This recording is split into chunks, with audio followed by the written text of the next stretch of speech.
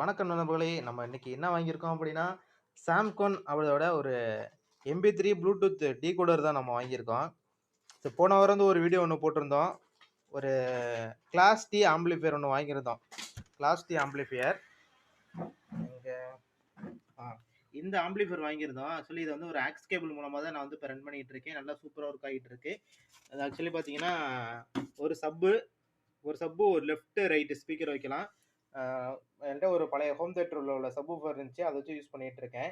இதுக்கு வந்து நம்ம வந்து டைரக்ட்டா ஆக்ஸ் மூலமா தான் நம்ம ரன் பண்ணிட்டு இருக்கோம். ஒரு 12 வோல்ட் அடாப்டர் வச்சு ரன் பண்ணிட்டு இருக்கோம். இப்ப இதுக்கு வந்துட்டு ஒரு ப்ளூடூத்ல வந்து ரன் பண்ற மாரி ஒரு கிட் வாங்கியிருக்கோம். அதான் சாம்சங்ல தான் வாங்கிட்டு வந்தோம். இது வந்து அந்த டிகோடர் வந்திருக்கு. அதுக்கான ரிமோட்டு வித் அந்த ஒயரிங் கிட்டு.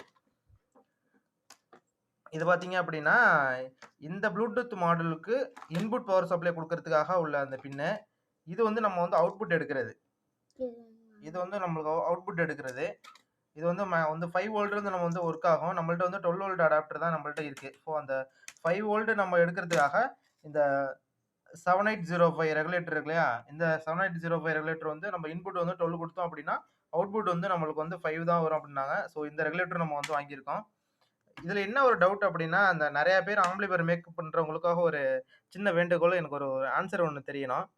இதுல பார்த்தீங்க அப்படின்னா, அவுட்புட் எடுக்கிறோம்ல, இதுல 4 பின் இருக்கு. தெரியுதா? 4 பின் இருக்கு இதுல.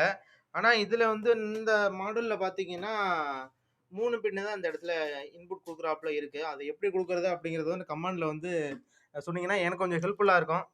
ஓகே. Thank you.